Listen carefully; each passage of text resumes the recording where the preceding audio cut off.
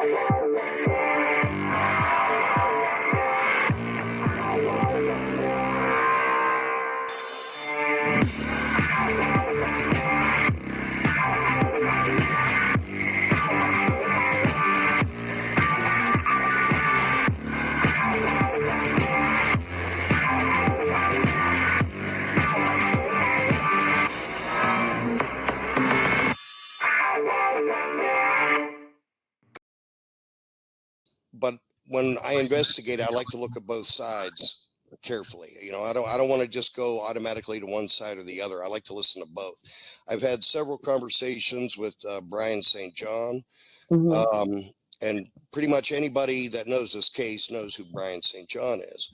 Oh, yeah. And I'm pretty sure you interviewed him at some point, if I recollect correctly. Yeah. And that was a good interview. Yeah. He knows this case in and out. Now, he is a firm believer that she is guilty. Right. Which is fine. Everybody has the right to their opinion. I don't argue with people over these cases. Well, yeah, it's probably not worth it, Cece, especially with this particular case, because somebody will try to bite your head off. But BryanSt.John does know the case well. I will definitely give him that.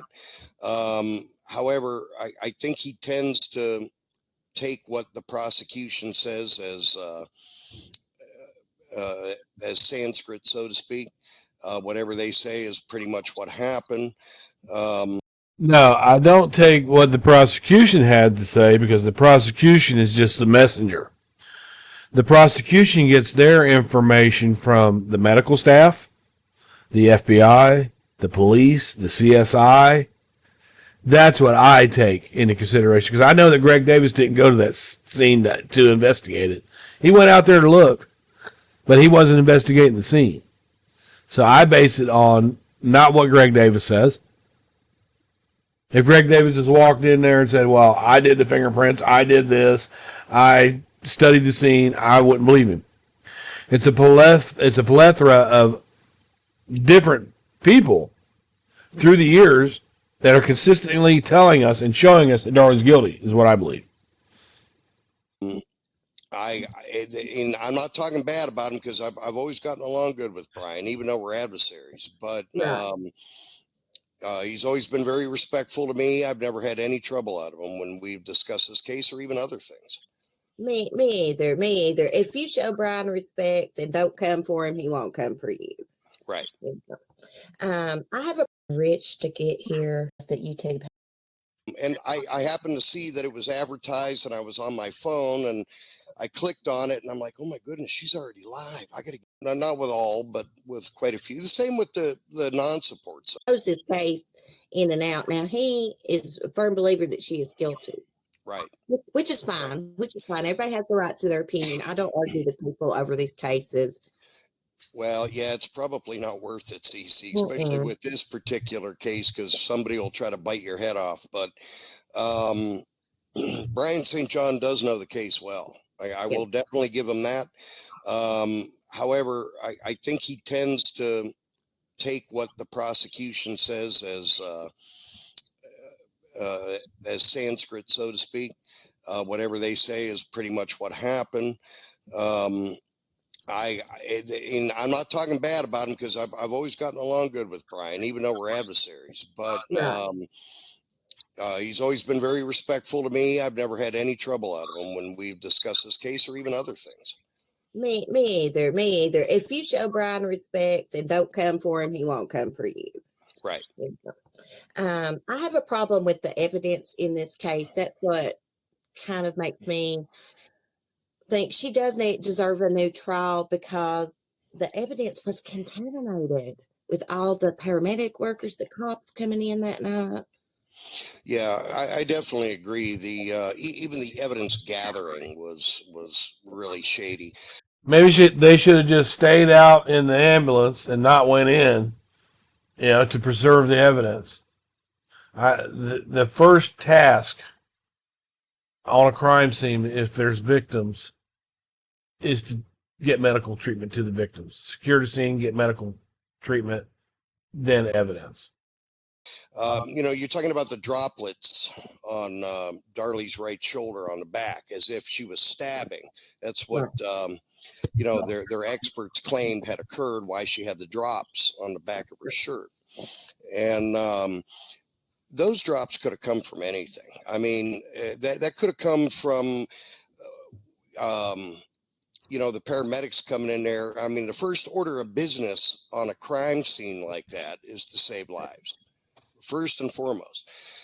That house was a bloodbath, an absolute bloodbath. I've got all the photos. I've got all the autopsy photos. I've got just about everything there is to attain. It could have been just a matter of them taking a latex glove off. There they go with that old ass shit. They don't take gloves off. There's a certain way that paramedics are trained to take their gloves off, so it doesn't do that.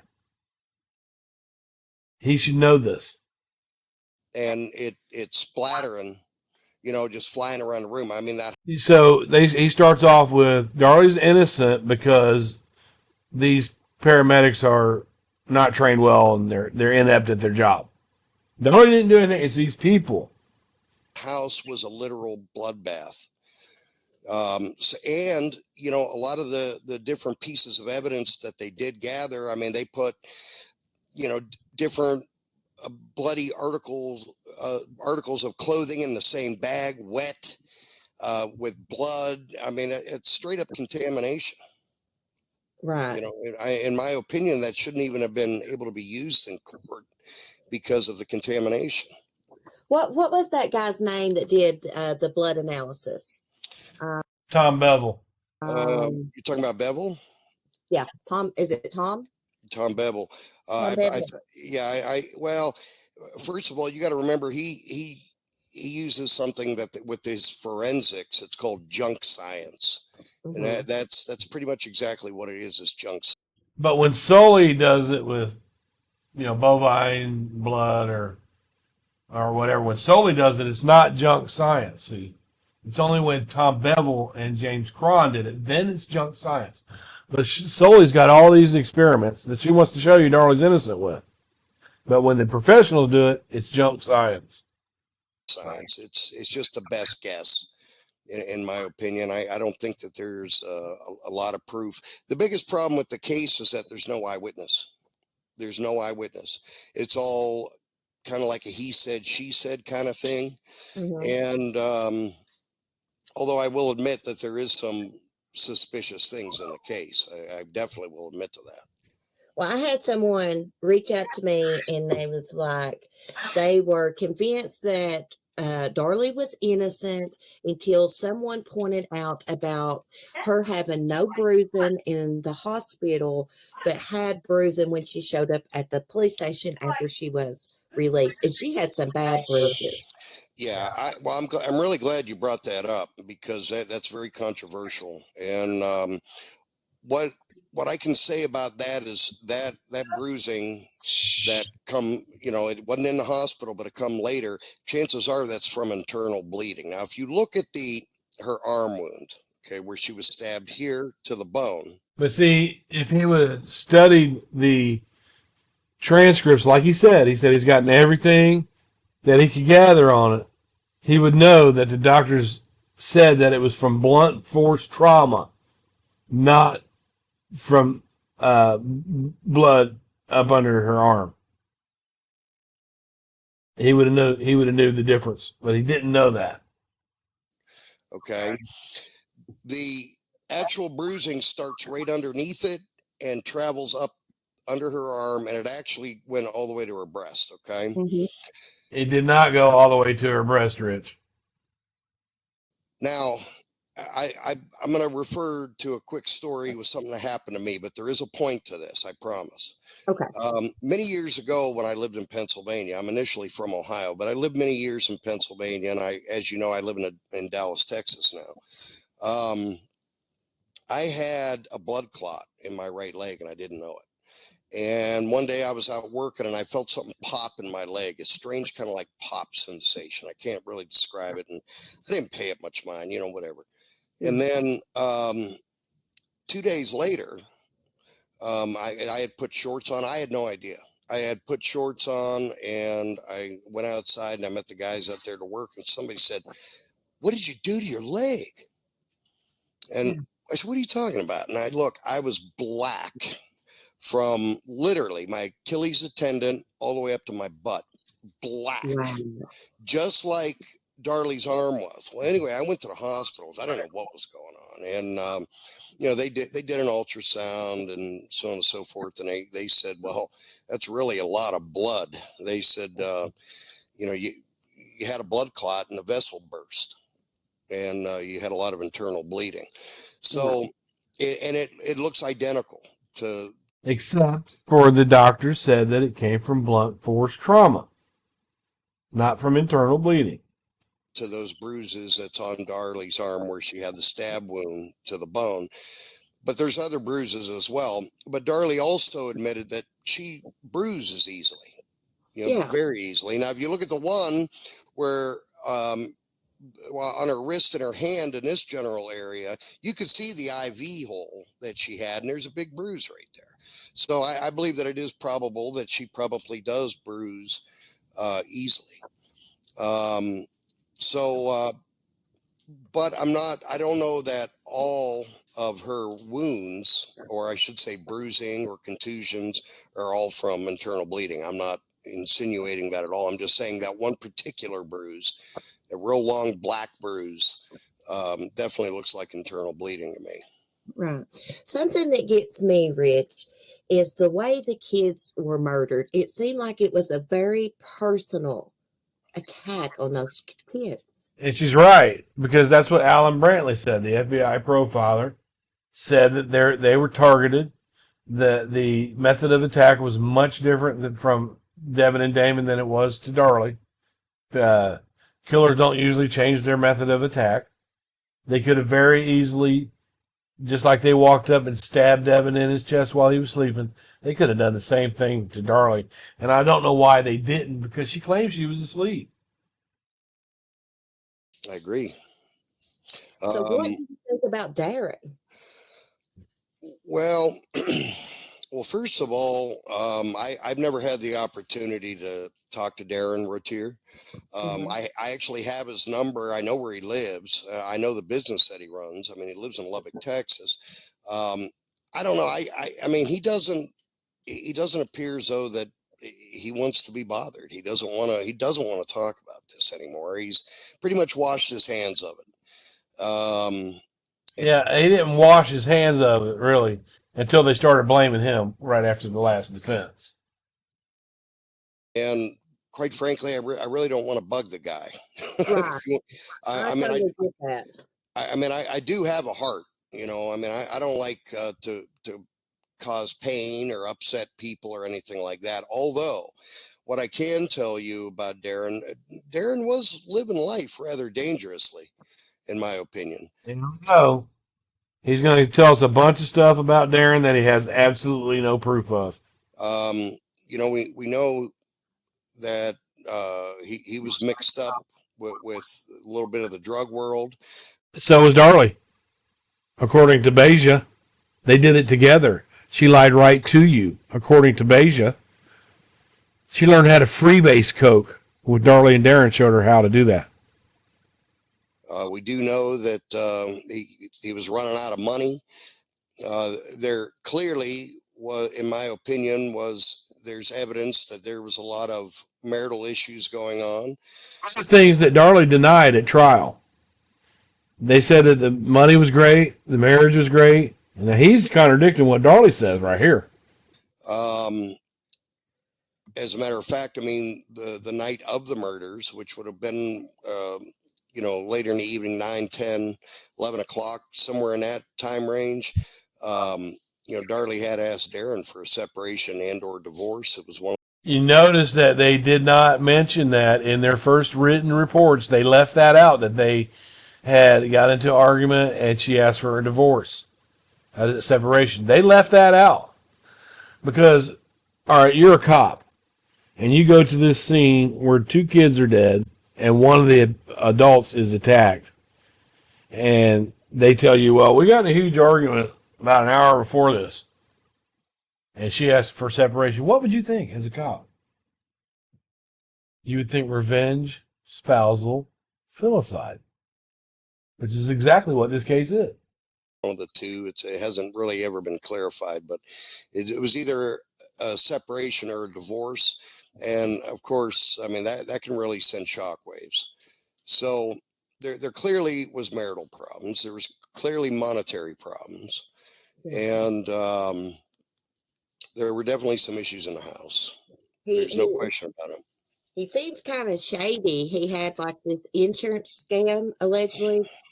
Yeah. He actually signed an affidavit stating that he was talking with people about doing a robbery of his home and hiding away his valuables, collecting the insurance money, and then getting those valuables back. Well, that's flat out fraud, and that's also a felony. That's only a felony if they commit the crime, Rich. There's no crime in asking people, hey, will you break into my house? That's not a crime. That's why Darren wrote it that way. I asked them to break into my house. He didn't say they did break in my house. And he never mentions the person's name. Because if he came and said, well, I asked this person, and that person, they would now be suspects. And he didn't want to do that. But he signed an affidavit to it stating that he had it in plan, but he said he never hired anybody to do it. But here's something I find interesting. You know, Darren has never named anybody that he has talked to about that. If you find it interesting, Rich, 6 years ago, you find it interesting. Why doesn't Darlie key? Why doesn't Danelle? Why doesn't Dana? Why are they not pounding his door down to free their sister, their daughter? You need to name these people, dude. They're not, because they know better. It was all a nice little plan around appeals time to get Robbie Key, Charles Sanford, and Darren and Charles Lynch to sign these affidavits around 2002. The only person that's really come forward about it was Darlie Lynn's stepfather. He said he suddenly remembered that, you know, Darren had come to him about an insurance scheme. So, but other than that, I mean, Darren's never named anybody he's talked to about that. I don't remember where I saw that, but they were interviewing Darren. And he was older in this interview, so it had to have been a couple years ago. But he said that Darlie's defense team concocted that story and he just signed the affidavit. That's exactly what. Thank you, CC. He said, I did it for Darlie. He said, they put this piece of paper in front of me, and if I thought that it would help Darlie, so I did it for Darlie. Thank you, CC.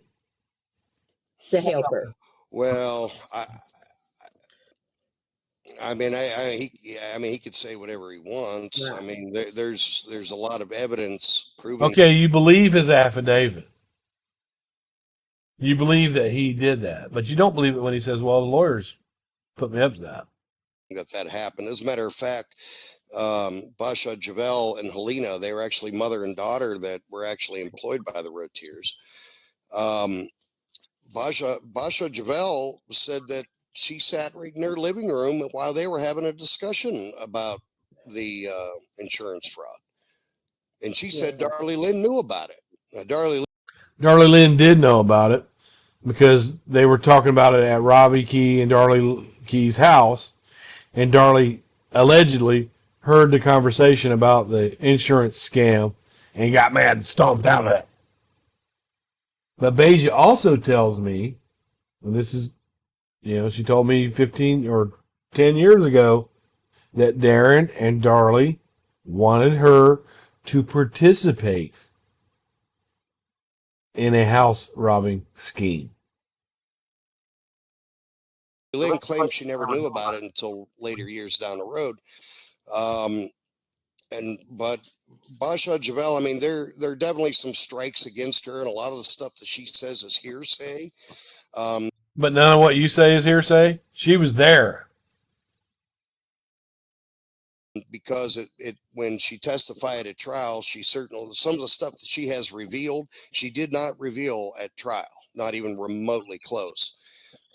She revealed a little bit of it, and I asked her specifically during that interview. I said, "How come you didn't say all this during the trial?" And she still had love for Darlie. She said, "I only answered what they asked me. That's all I was required to do." So, in my opinion, it's hearsay because there was no oath given during her statement.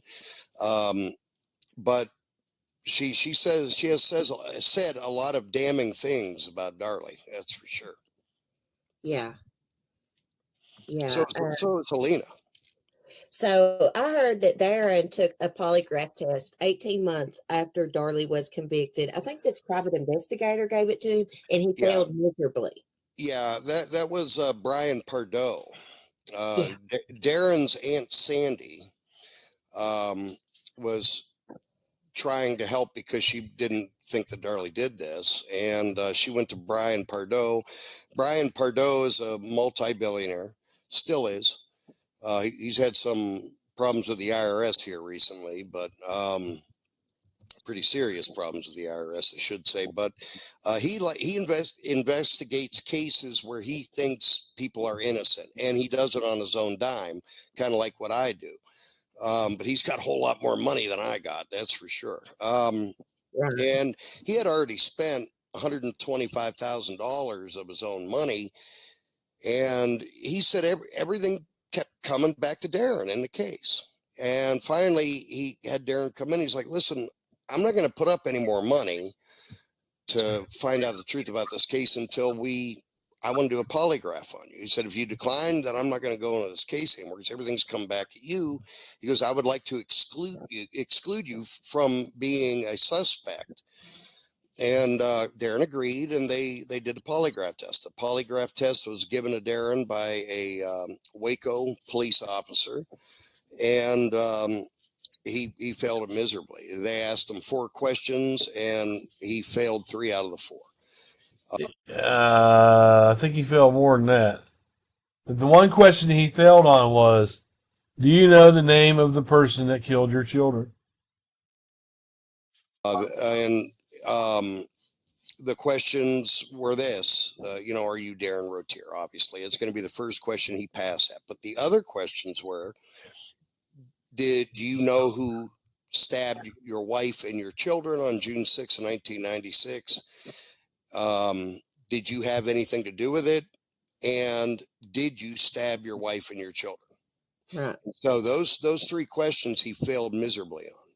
Failed so miserably that the Waco police officer that administered the lie detector test actually come around the table and sat down in front of Darren and tried to get a confession out of him because he was just that sure that Darren had done it. And of course, he didn't get any kind of a confession out of Darren. He vehemently said, I had nothing to do with this. He gets some open delight out of him because he told him.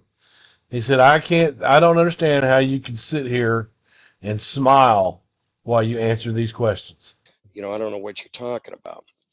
Darren later said that he believed that he said, first of all, he gets real nervous around police, which could have thrown the test off. He also said that he believed that it was maybe a little bit of a setup. I don't know about that. Brian Pardo, I've heard him publicly say that he believes that Darren Routier is a pathological liar and a sociopath.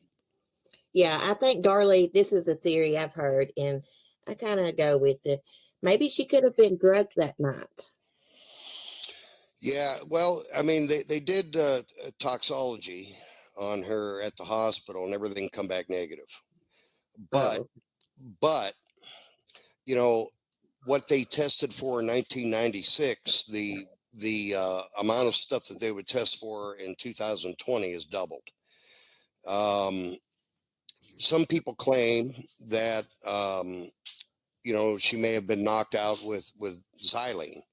I'm very familiar with xylene because If you're very familiar with xylene, you would know that it has a distinct smell, and it also causes burns. If you get it on your skin, it's going to burn your skin. They're going to smell it. There was no xylene. I'm a concrete contractor. I work for my brother. Excuse me. And xylene will definitely knock you out. But xylene has the tendency to burn you because it's just that strong. It's like a polyurethane times 10, so to speak. Very, very strong. Now, if you recall, when Darlie was in ICU, she actually had burns on the inside of her mouth and like almost like blue. No. No. No one reported that except for the family. There's no medical report that talks about burns on the inside of her mouth. But what Darlie said was that her mouth felt kind of raw inside. That's it. Blister burns so bad that they actually had a Q-tip with Vaseline. And Darlie Routier said this, and they were going in between each of her teeth with Vaseline because of those burns were so bad inside of her mouth. That's a damn lie, Rich. So Rilda is the one who gave her some Vaseline for her lips, not they. The medical staff knew nothing about this. It's all made up. Or blisters or whatever you want to call them. I've never seen any pictures of it. It's just and you've never seen any medical report of it too. Remember, at the beginning of this, you said that you had almost everything you could get a hold of. There's no medical report of scars in her mouth, burns in her mouth, none, and nowhere. Thing that Darlie Routier had said. Wow, that is the first time I've ever heard anything about the inside of her mouth. Right, but there were no burns on the outside of her mouth. So if something was placed over her mouth, you would think that it would definitely burn the outside of her mouth, and she had no burns on the outside. But she did have problems with the inside. I could definitely tell you that. Yeah, you can tell him that, but just imagine. I just can't see her slitting her own throat. Yeah, that's one of the biggest problems I have with her guilt is the fact that she self-inflicted those wounds.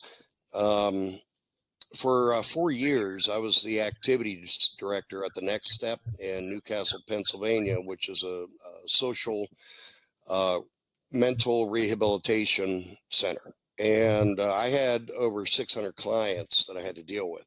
And basically what I do is I would review their cases, and most of them did prison time or jail time. A lot of them were. Now look, he's talking about being an activities coordinator, right? And I worked in a Alzheimer unit, special care unit, for a long, long time. An activities coordinator in the setting that I was in, they only set activities up to give the patients something to do.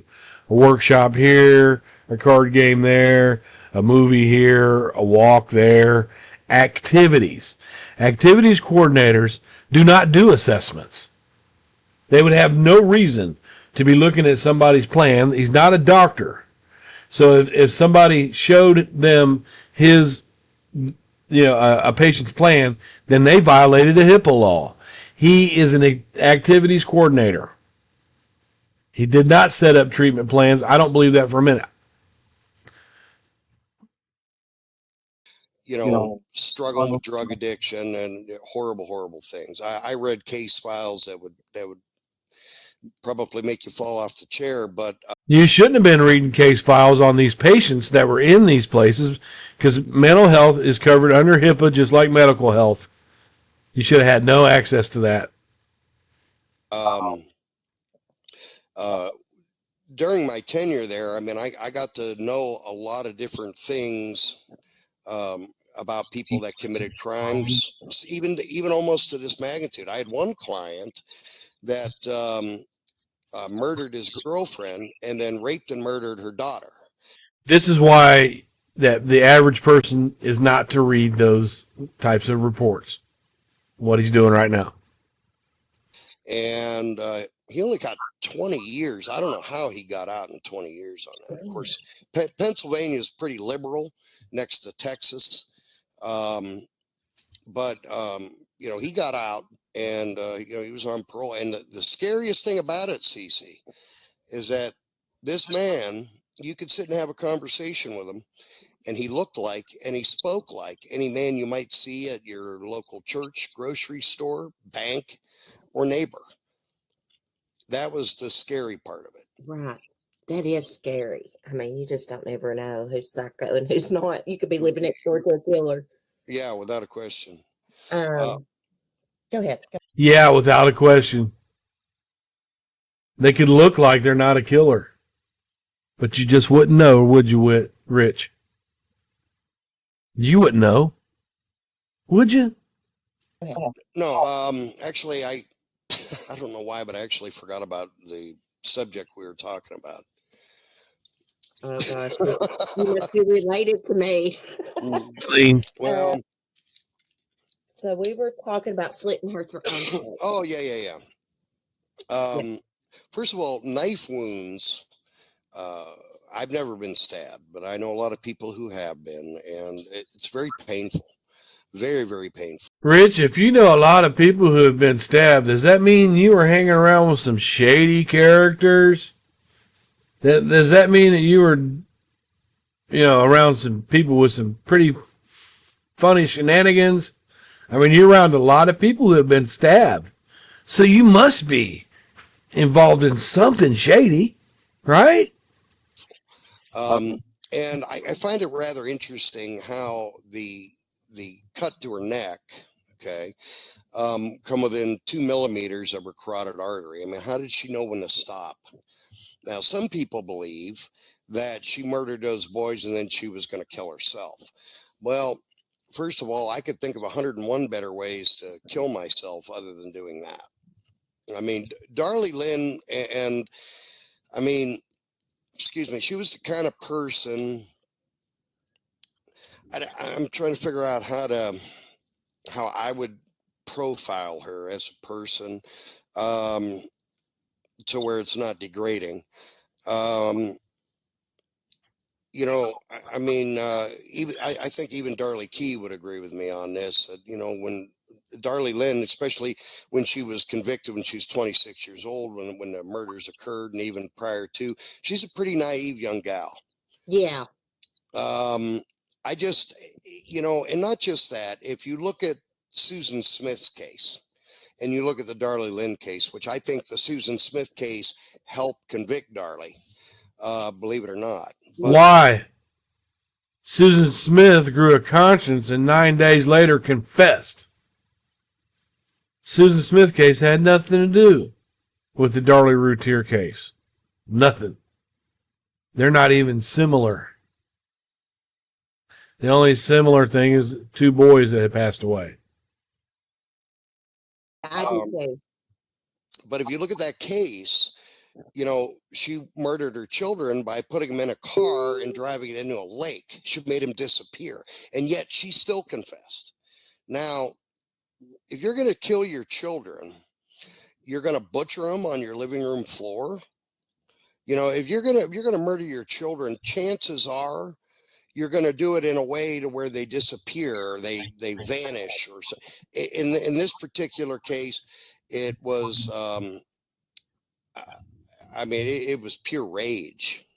What killed those boys? I mean, I've seen the autopsy photos, I've read the autopsy reports. I mean, that wasn't.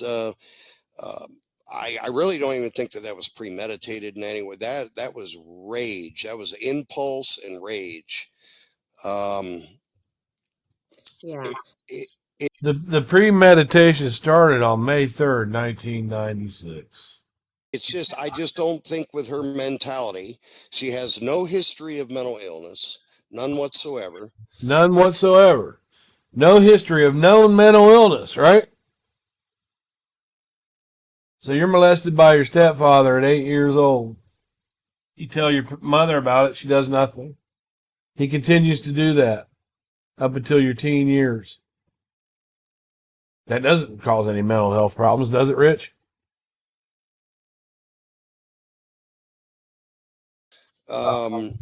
Never been in trouble with the law. You got to remember, people that commit murders to this severity, they don't blink an eye, and they don't come back from that. Right. And it's just simply not the case here.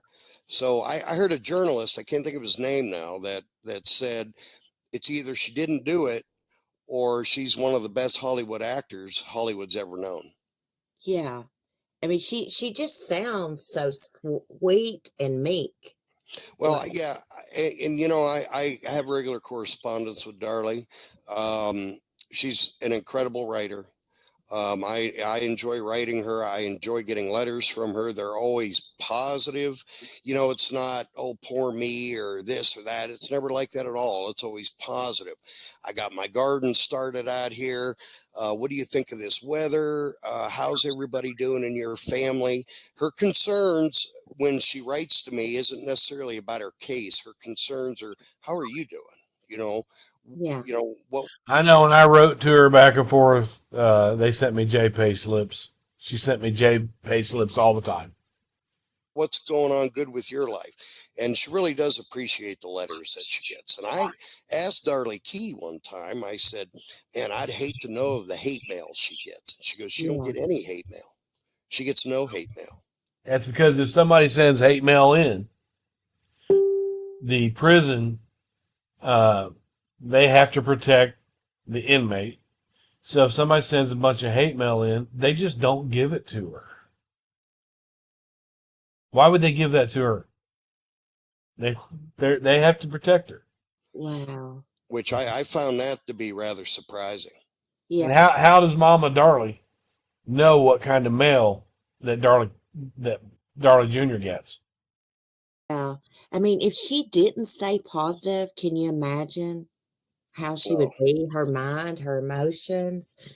I couldn't begin to fathom, and it's the same with the family. And, a lot of people say horrible things, about that family. Well, some of the members of that family I happen to know, and they have been always extremely respectful toward me, even if they disagree with me about something. They're very respectful. They were very respectful to me too, Rich, when I was a supporter. As soon as I left support, though, same thing with Ryan Kester. I didn't leave support and then jump in and start my own Darlie's Guilty group. I didn't do that. I left and I had no intention of speaking on the case again. But they went on for like a month just trashing me because I left support. They did the same thing to Ryan Kester. When I spoke to Ryan Kester, I don't know, a couple months ago, somebody gave me his number. I called him because I just wanted to apologize to the guy, for how I treated him. And he said, I should have listened to you back then. I looked at the case. I took a good look at the case, and I found that, she's just guilty. And he said that some of the main people that came after him about his homosexuality was Kathy Ramsey and Damien Fragapane. They came after him about his homosexuality. That's who you choose to have on your panel, that's telling everybody how she knows Darlie so well when she fucking doesn't. She just doesn't. She's making up shit. Very kind. I've never had any problem. As a matter of fact, me and Darlie Key actually play a game online. She whoops my behind on it every time we play it, but it's kind of like this trivia strategy game that we play. She's actually really good at it. As a matter of fact, the last letter I wrote to Darlie Lynn, I told her about it, but I feel really bad for that family. I mean, they're clearly victims, and people, especially the non-supporters, if they want to be non-supporters, they have that right. But my God, to be nailing on that family like that is, I mean, stop and think for a minute what, like Darlie Key, for example, has gone through. She has lost 2 grandchildren, and she might as well have just lost her daughter. Yes. Darlie Key's got a fucking mouth on her. So when she sees somebody saying something, about Darlie's Guilty, She'll call them idiots and morons, and she wouldn't feed them a sack of shit. Stuff like that. She hopes we all rot in hell. I can't even begin to imagine that. I have 2 grandchildren and I have 2 daughters. I couldn't imagine it. I just couldn't. Yeah, she's definitely a strong lady. I've watched her on interviews and things like that. Darlie, Cece, I love you, girl. Darlie Routier, Darlie Key, is such a strong woman that when her 8-year-old come to her and said, "Your husband is touching me inappropriately," she's so strong that she did absolutely nothing about that because he was bringing home the bacon. That's how strong she is. That family has a history of protecting people in their family that hurt children. That's a fact. If you don't believe me, read Darlie's testimony and go look at Darlie's Key's friends list. Her molester is still on that friends list. his new boyfriend, the other Darren, I had a little run-in with him like when I first started my channel. I mean, hey, this guy pops in my chat and says he's Darlie Routier's boyfriend. Of course, I'm going to background check him before I let him on my channel. He got really upset about that. I just found it weird that he was, and this is no disrespect to BryanSt.John, but he was in BryanSt.John's chat and he is not a Darlie supporter. And this is supposed to be Darlie's boyfriend. So I guess that's. Well, he was just trying to convince me that she was guilty. He did an interview with me that I don't have anymore. And the interview went really, really well. That's all. He was just in there trying to. I've talked to him several times. He had another girlfriend before Darlie that was also a prison inmate. Are you referring to Darren Gross? Yes, I am. Well, they're no longer together. Very nasty to me in emails, and I'm a very respectful person. But if you tell me you're dating Darlie, I got to look into it before I let you on my channel. Which he was never nasty to me. He got caught being nasty to me because Rel had Darren Gross up on panel, and he was talking Darlie this, Darlie that, and he was talking shit about me. So Rel sends me the link, and then I popped up on Darren, and he changed. I'll see if I can find that video. He changed his whole shit on that one. Well, they're no longer together. Oh, yeah, she broke up with him on Valentine's Day. Okay. Yeah, I'm not going to get into the details, but only just for respect to the family. And I've never had a verbal conversation with Darren Gross. I have talked with him a little bit on Facebook, but I've never, and then there was an interview that Terrell Foster did. I had a brief conversation with him in there. And we had planned on talking. He's talking about Rel. But it just never transpired. And then it wasn't all that long after that. Darlie Lynn kind of gave him the boot. Well, I can tell you what kind of person he is. He told me that I blew my interview, that big things were getting ready to happen. So basically, and I sent the message to Darlie's friends that I talk with. Basically, he was trying to ride on Darlie's coattail. Yeah, I know that you've interviewed Stephanie Hopkins and Danny. Both great ladies. Danny Owen isn't around it anymore. He doesn't like Stephanie Hopkins now.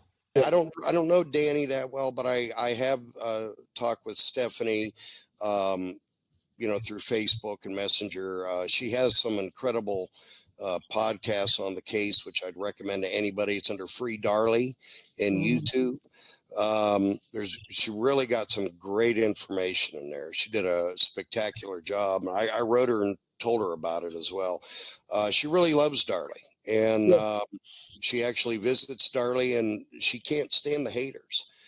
Now there was a time when, as far as haters go, I just kind of blew them off and moved them to the side. But I'm going to tell you, some of those people get so personal, it is literally almost impossible to, brush them off to the side. I tell you what, it's personal when you claim that she didn't kill those kids. We take that personal. It gets real hard. Yeah.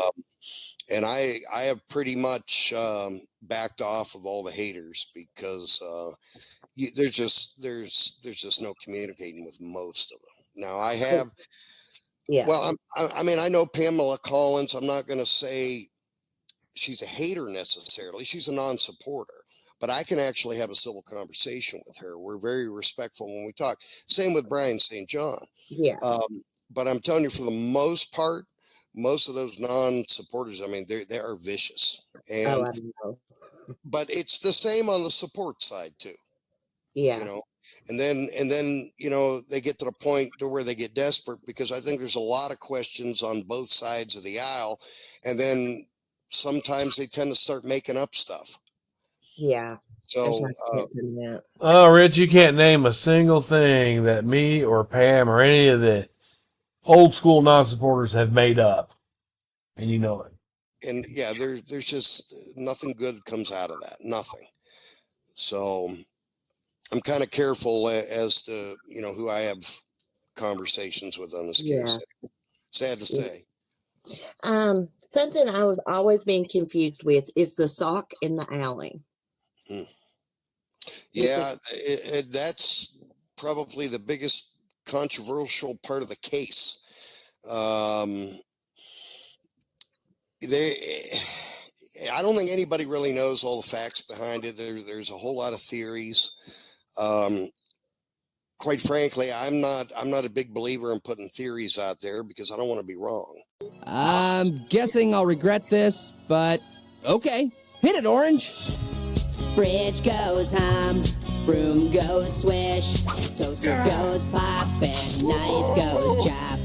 Door goes slam, microwave beeps, and the blender goes meow meow. The kettle hoots, mop goes sploosh, and the clock goes tick tick tock. But there's one sound that no one knows. What does the sock say? Why is there a sock in here? What's the sock say? Icky, icky, icky shoe. Really? Socks make that noise? Icky, icky, icky shoe. What's the sock say? If I'm going to put information out there, I want to know that it's accurate and true.